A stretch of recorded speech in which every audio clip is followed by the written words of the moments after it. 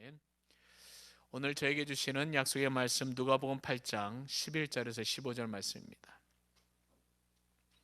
누가복음 8장 11절에 15절 말씀 한 절씩 교독하겠습니다. 이 비유는 이러하니라. 씨는 하나님의 말씀이요 길가에 있다는 것은 말씀을 들은 자니 이에 마귀가 가서 그들이 믿어 구원을 얻지 못하게 하려고 말씀을 그 마음에서 빼앗는 것이요 바위에 있다는 것은 말씀을 들을 때에 기쁨으로 받으나 뿌리가 없어 잠깐 믿다가 시련을 당할 때에 배반하는 자요 가시떨기에 떨어졌다는 것은 말씀을 들은 자이나 지내는 중 이생의 염려와 재물과 향락의 기운이 막혀 온전히 결실하지 못하는 자요. 함께 읽습니다. 좋은 땅에 있다는 것은 착하고 좋은 마음으로 말씀을 듣고 지키어 인내로 결실하는 자니라. 아멘. 할렐루야. 오늘은 선택과 책임에 대한 이야기를 좀 하려고 합니다. 중독 가정, 마약 중독, 알코올 중독, 도박 중독, 또 정신질환 가족들, 그 가족들에 있어서 특별한 엮이는 가정들이죠. 엮이는 가정, 위기 가정에 있어서 특별한 스테이터스 상태가 있는데 뭐냐면 공동 의존이라는 거죠. 좀 번역이 한국말로 번역이 좀 그렇죠. co-dependence. 서로 의존하는 거죠. 공생하고는 다른 거죠. 공생이라는 것은 자기가 살 수도 있는데 더불어 살면서 더 잘 사는 거죠. 그러나 공동 의존이라는 것은 자기 혼자 살 수 없는 것이에요. 누군가 도와주지 않고서는 설 수 없다는 거죠. 그 공동 의존에 있어서 5가지 어떤 역할을 하는 사람들이 있는데 첫 번째가 조력자예요. 주로 엄마들이 이런 일을 하죠. 자녀들이 마약이 필요하다면 마약을 사다 주는 거죠. 담배를 사다 주고 또 돈도 주고 이런 일을 해요. 왜일까요? 가정이 그냥 평안했으면 좋겠다는 거예요. 마약을 주거나 정신질환을 가지고 있는 가족이 그냥 그것만 주면 아무 일이 없거든요. 그게 없으면 금단 현상이 일어나니까 집을 난리를 치니까 가정의 평화를 위해서 조력을 하는 거예요. 도와주는 거죠. 그리고 대신 그 사람을 위해서 변명을 해주죠. 너무 힘들어서 그래. 모든 것이 잘 되어 간다라고 스스로 생각하는 거예요. 왜요? 마약 사다 주고 알코올 사다 주고 그러니까 조용하잖아요.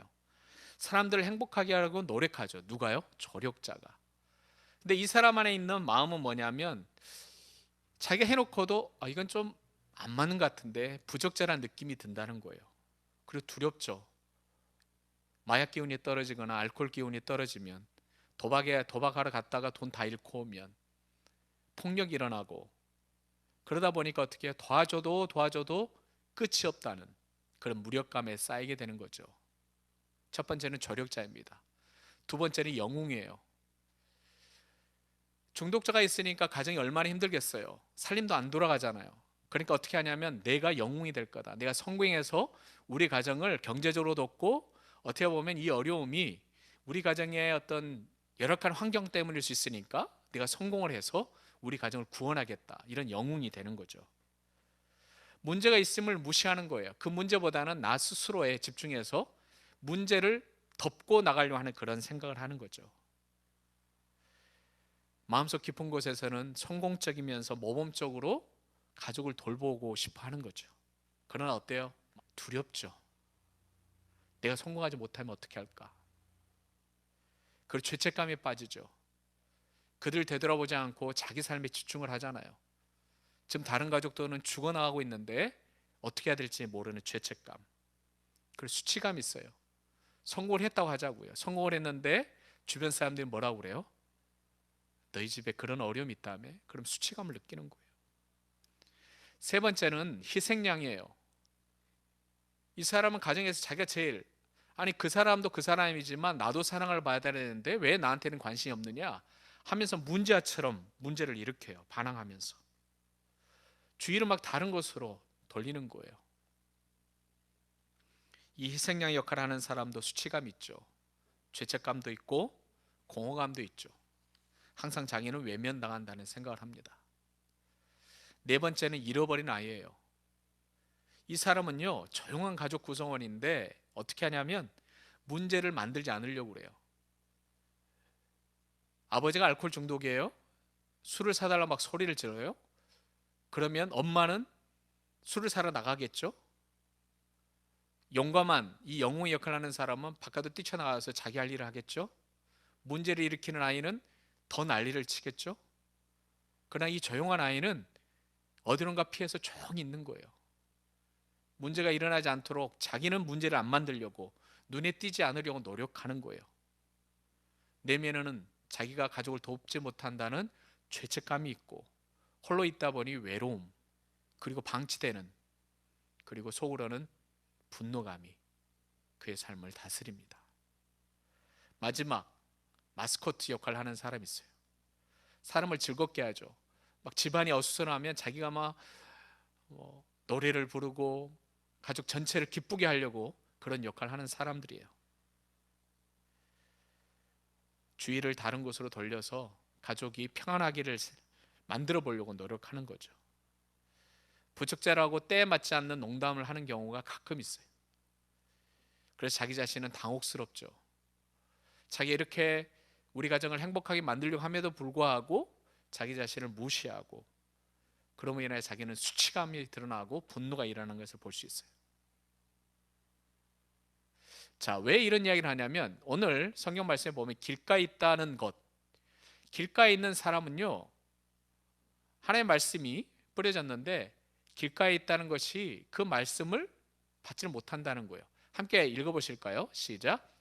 길가에 있다는 것은 말씀을 들은 자니 이에 마귀가 가서 그들이 믿어 구원을 얻지 못하게 하려고 말씀을 그 마음에서 빼앗는 것이에요.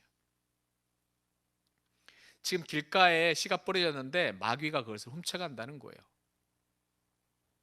어떻게 보면 가정 안에서 영웅의 역할을 하거나 아니면 조용한 아이나 모든 이런 부적절한 역할을 감당하는 사람들, 그들이 문제를 해결하지 못하고 오히려 계속 마음을 빼앗기는 거예요.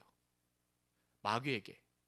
그러다 보니까 진실한 메시지를 듣지 못하고 가족을 살리는 것이 무엇인지를 모르는 상태로 계속 가는 거죠.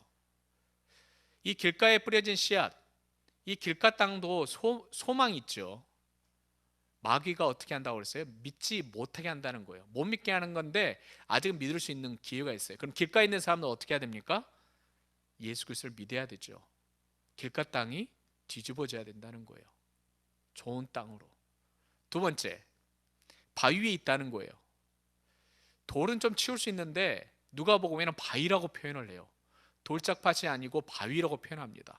바위가 얼마나 움직이기 힘든가요? 여러분이 이제 자가격리가 다 풀리고 스테이 앳 홈 이런 그 행정명령이 풀리면 그리피스 파크를 한번 올라가 보세요.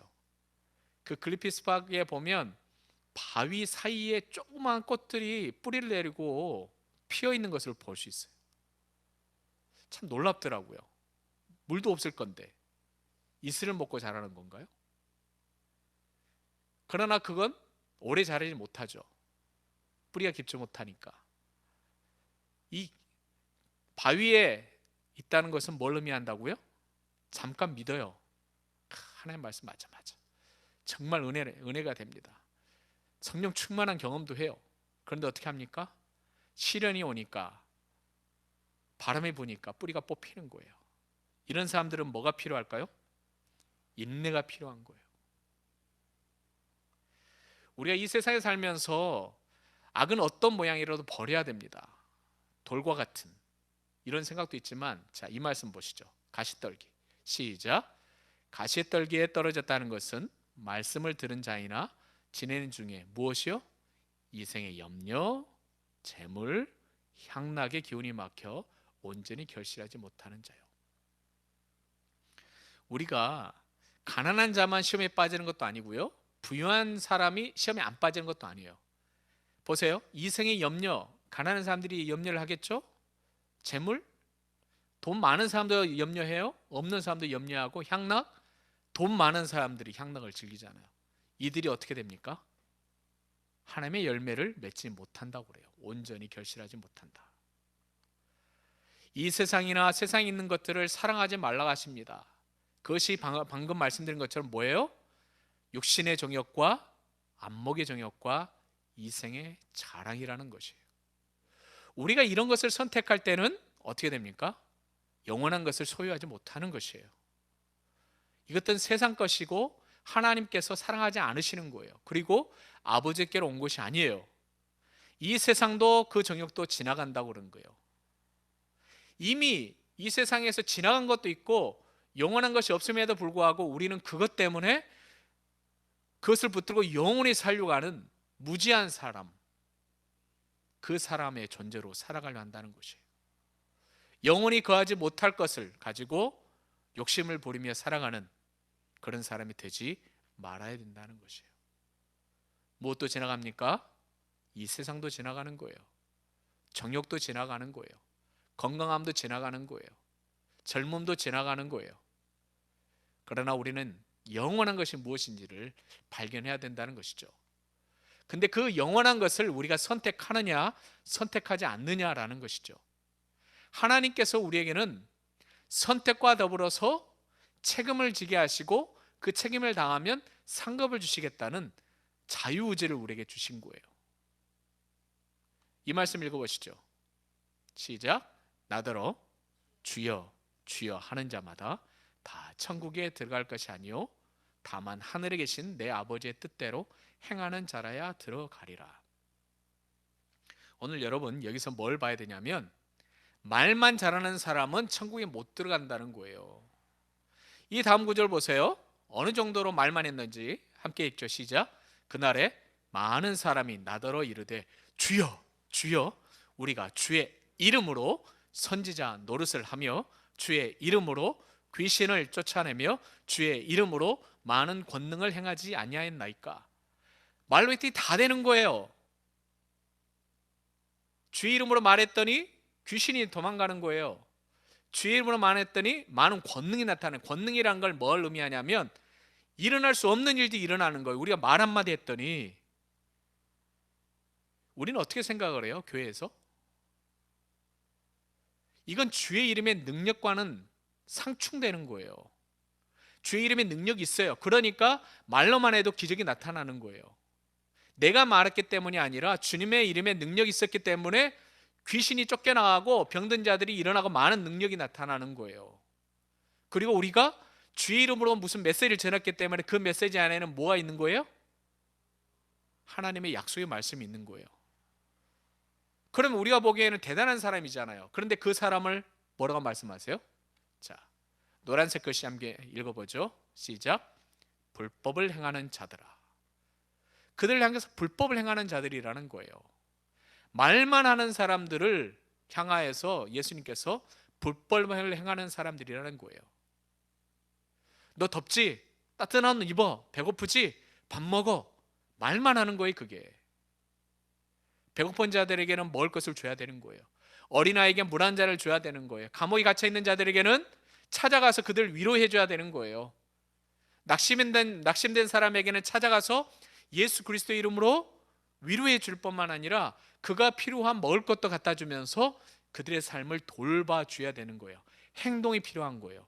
말만 하는 것이 아니라. 여러분은 무엇을 선택하시겠어요? 말만 하니까 쉽죠. 얼마나 쉬워요. 저도 목사로서 얼마나 괴롭냐면 목사님이 시키는 건 성도들이 다 하잖아요. 말은 목사가 하고 행동은 누가 합니까? 성도님들이 하고 부교육자들이 하잖아요. 그러면 하나님 앞에서 목사는 어떻게 되는 거예요? 담임 목사는 불법을 행하는 사람이 되는 거예요. 여러분 리더와 보스의 차이를 잘 알잖아요. 보스는 어떤 사람이에요? 시키기만 하는 사람이에요. 그러나 리더는 어떤 사람이에요? 실제로 자기가 모델이 되어주는 거예요. 자, 옆에 계신 분 한번 보세요. 옆에 계신 분이 여러분의 삶의 모델이십니까? 자, 모든 삶의 모델은 아니겠지만 이런 모델이 될 수 있는 거예요. 어떤 사람은 요리를 잘해요? 그럼 그 사람은 나의 요리 선생님이 되는 거예요. 어떤 분은 발레를 잘하세요? 그러면 발레하는 그분은 나의 발레 선생님이 되는 거예요. 어떤 분이 노래를 잘하세요? 그럼 그분은 나의 노래 선생님이 되는 거예요. 우리가 가지고 있는 모든 것을 가지고 누군가를 섬겨주고 돌볼 수 있는 사람이 돼야 된다는 거예요. 듣고 행하지 아니하는 자는 주추 없이 흙 위에 집을 짓는 사람이라고 해요. 쉽게 말하면 이런 사람이에요. 그냥 거저 먹는 사람. 얼마나 쉬워요. 여러분 요즘 코리아타운이 개발이 뭐 왕성하잖아요. 그런데 그냥 땅 위에 집을 안 짓는 거 보셨죠? 어떻게 합니까? 우선 옛날 건물이 있는 것은 다 옛날 건물을 부셔버리고, 또한 그 맨 땅은 어떻게 합니까? 맨 땅 깊숙이 파잖아요. 파고 거기 어떻게 합니까? 옛날에는 주춧돌을 놨지만 요즘 어떻게 해요? 빔이라고 하잖아요. 스틸 빔. 빔을 구석구석마다 다 박아놓고 어떤 바람이 불어도 지진이 와도 흔들리지 않도록 작업을 하는 거예요. 근데 맨 땅에다가 주처 없이 짓는 사람은 거저 먹는 거예요. 그냥 집을 짓는 거예요. 말만 하는 삶을 사는 거예요. 그러나 어떤 선택을 합니까? 말을 듣고 행하는 사람들은 어떻게 해요? 함께 읽죠. 시작. 집을 짓되 깊이 파고 주추를 반석 위에 놓은 사람과 같다는 거예요. 얼마나 힘들겠어요, 땅을 팔 때. 옛날 같았으면, 옛날은 그런 거잖아요. 어떤 그 스틸 빔도 없기 때문에 반석, 그 바위가 나올 때까지 땅을 팠대요. 반석이 발견될 때까지 땅을 팠다는 거예요. 얼마나 힘들었겠어요. 그러나 힘들게 예수 그리스도의 말씀의 명령에 따라 순종했더니 반석이 보이게 되고 그 반석 위에 집을 짓게 되는 거예요. 여러분, 여러분의 반석은 누구이십니까? 예수 그리스도시죠. 예수 그리스도가 여러분의 반석이신데 그 반석을 찾기 위해서 우리가 얼마나 노력을 했나요? 성경 말씀 읽으면서 예수님께서 우리의 반석이신 놀라운 삶의 바탕에 귀한 말씀을 여러분은 발견하고 계실 줄을 믿습니다. 좋은 땅이 있다는 것은 착하고 좋은 마음으로 말씀을 듣고 지켜 인내로 결실하는 자니라. 좋은 마음이 있어야 돼요. 향락의 마음, 안목의 정욕, 이색의 자랑 없어야 돼요. 가시덤불이 다 사라지는 것이죠. 착해야 돼요.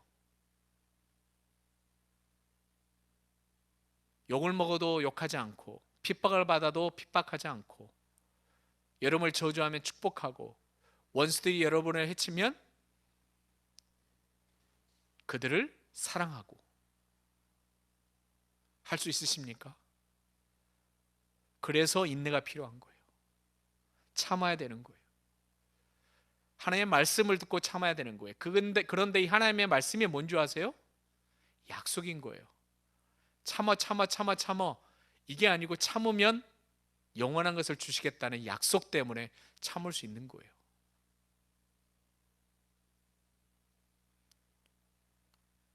범사에 좋은 것을 취하고, 지난주는 여러분에게 로마서 6장 말씀을 읽으라 부탁드렸는데 이번 주는 집에 돌아가셔서 데살로니가전서 5장을 읽어보세요.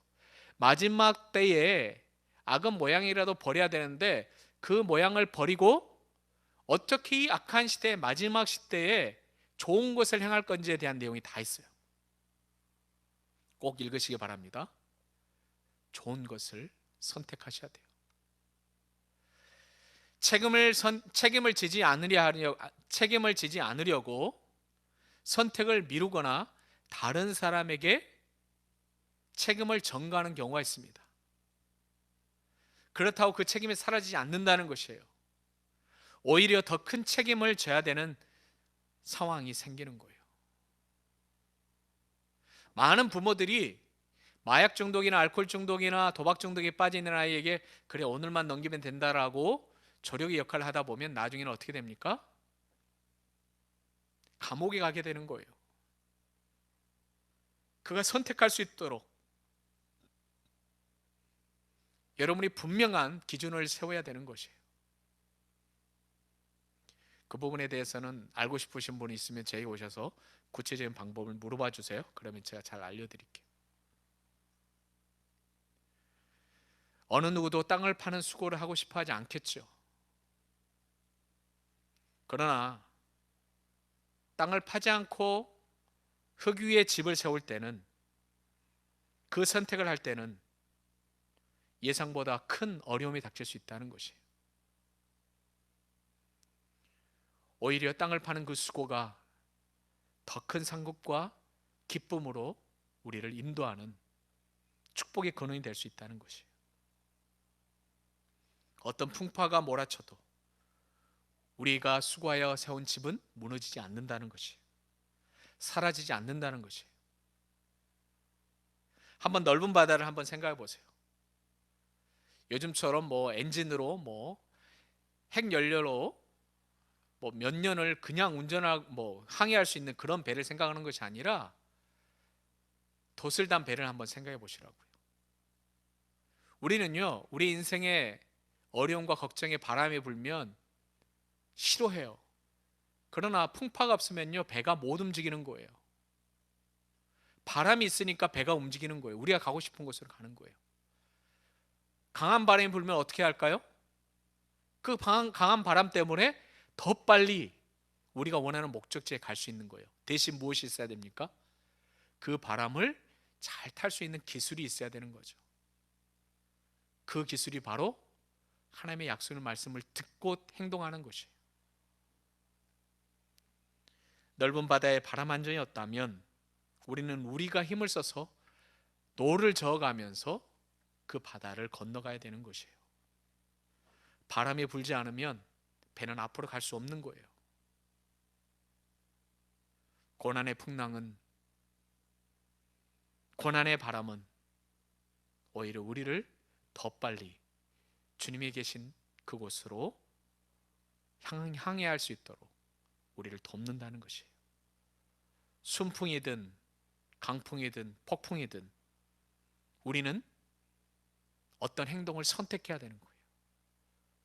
포기하고 그 풍랑에 빠져 죽든지, 아니면 하나님께서 우리에게 주신 방법을 가지고 그 풍랑을 잘 이용해서 더 빨리 하나님께 가든지. 여러분 그대로 있을 것인지 아니면 움직여 행동할 것인지를 선택해야 돼요. 움직이는 자에게는 하나님께서 약속하신 영원한 것이 있는 거예요. 움직이지 않는 자에게는 오직 죽음뿐이라는 거예요. 이제 여러분이 선택할 것들, 어떻게 보면 여러분이 앞으로 선택할 많은 선택이 있을 것인데, 그때 기도함으로, 금식함으로 선택하시길 바랍니다. 그리고 그 선택이 어떻게 보면 너무 성급한 선택이어서 우리에게 나쁜 결과가 왔을 때 그 나쁜 결과에 책임을 진다면 그 다음에 다가오는 어떤 큰 어려움도 책임질 수 있는 능력이 우리에게 생기는 것이에요. 그러나 선택하지 않고 누군가에게 내가 선택할 것을 그 사람이 선택하게 책임을 전가한다면 결국 우리는 점점 베드로처럼 풍랑 속에 빠져들어가는, 주님을 신뢰하지 않는, 어떻게 보면 길가에 아니면 바위에 아니면 가시떨기에 그 마음을 가진 우리가 될 수 있다는 것을 기억하시기 바랍니다. 예수님께서 베드로에게 내가 너를 사람을 낚는 어부가 되게 하겠다고 약속하셨었는데, 아버지 하나님, 그러기 위해서 우리가 배를 띄워야 되는데 여전히 우리는 부둣가에 우리가 띄워야 될 배를 묶어놓고 있지는 않습니까? 이제 항해를 시작할 수 있도록 도와주시옵소서. 수많은 영혼들을 살릴 수 있는 저희들 될 수 있도록 도와주시고, 이 생에 재물에 향락에 우리가 쓰러지고 넘어지는 것이 아니라 하나님의 말씀이 우리 가운데서 열매를 맺어 수많은 영혼들에게 살아계신 예수 그리스도의 복음을 증거하는 저희들이 될 수 있도록 도와주시옵소서. 아버지 하나님, 우리에게 허락하신, 맡겨두신 달란트들을 잘 찾게 하여 주시고, 이제는 잘 선택하여서 잘 심고 잘 뿌리고 귀한 열매를 거두는 저희 모두가 될 수 있도록 도와주시옵소서. 우리 앞길을 예배하시고 우리 여정 가운데 함께 하시는 예수님의 이름으로 기도합나이다. 아멘.